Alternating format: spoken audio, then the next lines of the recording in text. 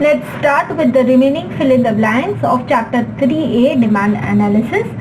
Point number 13. A tabular representation of price and quantity demanded is called dash. जब हमने law of demand पढ़ा था तो explanation of the law के अंदर हमने शेड्यूल बनाया था, उसको देख के हमने ग्राफ बनाया था. तो टैबुलर रिप्रेजेंटेशन क्या था? डिमांड शेड्यूल था. तो the answer will be demand schedule.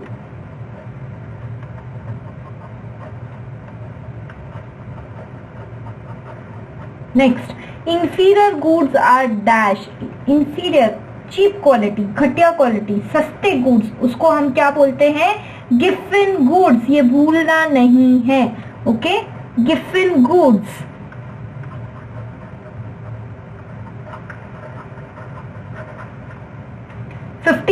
Dash slopes downward.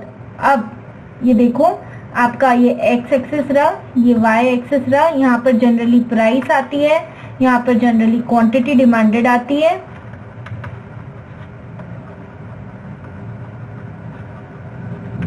What slopes downwards? Isn't it that the DD demand curve slopes downwards from left to right? इतनी बार पढ़ा. So demand curve slopes downwards.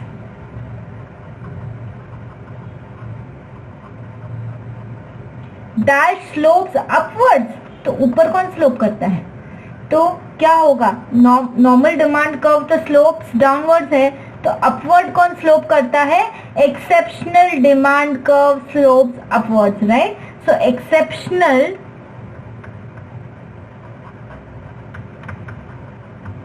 Demand curve slopes upward. Exceptional demand curve कब होता है? For example inferior goods या Giffen goods के case में वो exception है नॉर्मल डिमांड का, एंड ऑल्सो प्रेस्टिजियस गुड्स के केस में, क्योंकि वो स्नॉब अपील रखते हैं और वो स्टेटस सिंबल जैसे यूज किए जाते हैं, तो उनकी प्राइस बढ़ती है तो उनकी डिमांड भी बढ़ती है. Point number 17. There is inverse relationship between. Law of demand यही कहता है कि इनवर्स रिलेशनशिप है किसमें? डिमांड में एंड प्राइस में. दैट इज प्राइस बढ़ेगी तो डिमांड घटेगी और प्राइस घटेगी तो डिमांड बढ़ेगी, इसीलिए inverse relationship. So there is inverse relationship between demand and price.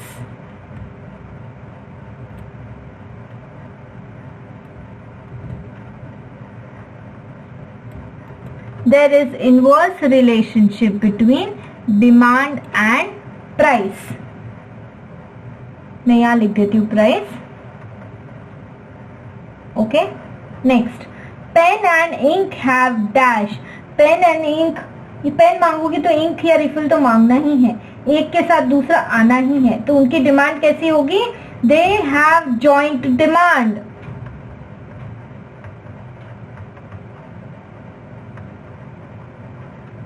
T and coffee, ये नहीं तो ये सही. तो tea and coffee are what? They are substitute to each other, so they are substitute goods.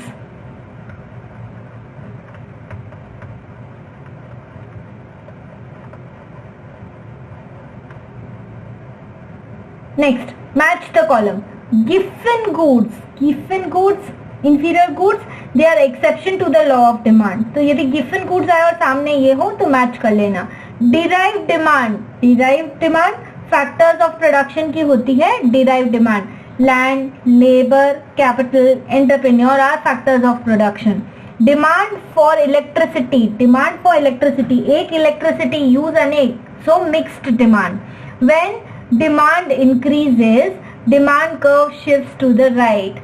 Okay, ये हमारा demand curve है. जब डिमांड इंक्रीज होती है तो क्या होता है? वर्ड एक्सपेंशन या कॉन्ट्रैक्शन वर्ड नहीं यूज किया है, इंक्रीज वर्ड यूज किया है. तो इंक्रीज या डिक्रीज में डिमांड कर्व शिफ्ट होता है. जब डिमांड इंक्रीज हुई तो पूरा डिमांड कर्व शिफ्ट होता है to the right. Joint demand, joint demand किन की होती है? जो एक चीज मांगा तो उसके साथ दूसरी आप मांगोगे, जैसे कि गाड़ी और पेट्रोल, पेन और इंक.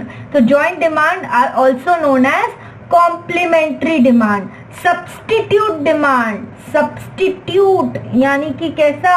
मतलब इन गुड्स में कंपटीशन होता है और ये नहीं तो ये सही, तो आप अपने कॉम्पिटिटर के फेस पे क्रॉस लगाना चाहते हो, ऐसे याद करो। तो substitute demand, cross demand. Okay, so match the column भी हमने थोड़ा बहुत सीखा।